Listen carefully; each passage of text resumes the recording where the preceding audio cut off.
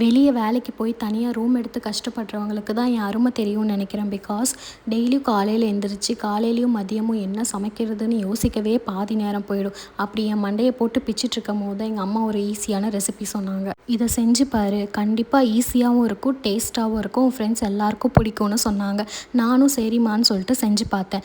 சத்தியமாக சொல்கிறேன், ஈஸியாகவும் இருந்துச்சு, டேஸ்ட்டாகவும் இருந்துச்சு. என் ஃப்ரெண்ட்ஸ் எல்லாருக்கும் இது ரொம்ப பிடிச்சிருந்துச்சு. ஃபஸ்ட்டு எப்படி பண்ணணுன்னு சொல்கிறேன். ஒரு பேன் எடுத்து அதில் 2 டேபிள் ஸ்பூன் எண்ணெய் ஊற்றிக்கலாம். அந்த எண்ணெய் கொஞ்சம் காஞ்சதுக்கப்புறம் 2 பட்டை 4 கிராம்பு சேர்த்திட்டு அதை வதக்கிக்கலாம். நெக்ஸ்ட்டு வந்துட்டு 2 மீடியம் சைஸ் தக்காளி, 2 மீடியம் சைஸ் வெங்காயம், இது 2த்தையும் கட் பண்ணி அரைச்சி வச்சுருக்கேன். ஃபஸ்ட்டு இதில் வெங்காயத்தை சேர்த்தி அது நல்லா ரோஸ்ட் ஆனதுக்கப்புறம் 4-5 கருவேப்பிலையை சேர்த்திக்கலாம். அது 2த்தையும் மிக்ஸ் பண்ணிவிட்டு இப்போ அரைச்சி வச்ச தக்காளியை அதில் ஊற்றி அதையும் மிக்ஸ் பண்ணி கொஞ்சம் நேரம் அது வேகட்டும். பேச்சுலர்ஸ்க்கு சொல்கிற ஒரே டிப்ஸ் என்ன தெரியுமா? நம்ம எல்லா சமையலுக்கும் யூஸ் பண்ணுற 5 தூள் என்ன தெரியுமா? 1 உப்பு, 1 மஞ்சத்தூள், 1 மிளகாத்தூள், 1 கொரியாண்டர் பவுடர், இன்னொன்று கரம் மசாலா.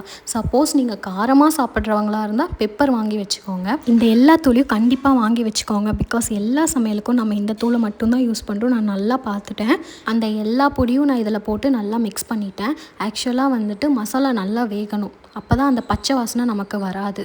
நெக்ஸ்ட் எங்கள் ரூமில் வெறும் 3 பேர் தான். ஸோ நான் ஒரே ஒரு பேக்கெட் காளான் மட்டும் வாங்கி நல்லா வாஷ் பண்ணி குட்டி குட்டியாக கட் பண்ணி வச்சுருக்கேன். அதையும் இதில் நம்ம சேர்த்திக்கலாம்.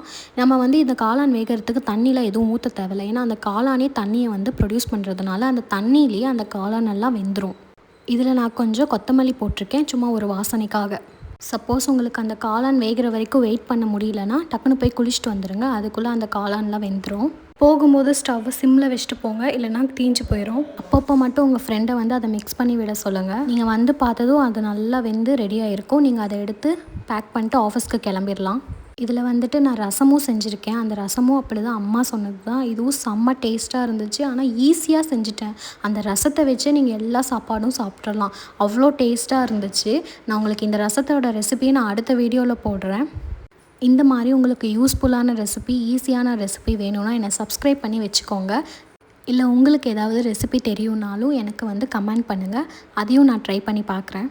ஏன்னா ஒரு சில ரெசிபி அம்மாவுக்கு தெரியாமல் கூட இருக்கலாம். நீங்கள் சொன்னீங்கன்னா நான் அதையும் ட்ரை பண்ணுவேன். ஏன்னா எனக்கு அது ரொம்ப யூஸ்ஃபுல்லாக இருக்கும். டெய்லியும் ஆஃபீஸ்க்கு போகும்போது என்ன சமைக்கணும்னு நான் யோசிக்க தேவையில்ல. சரி ஆஃபீஸ்க்கு டைம் ஆச்சு, நான் போயிட்டு வரேன். பாய்.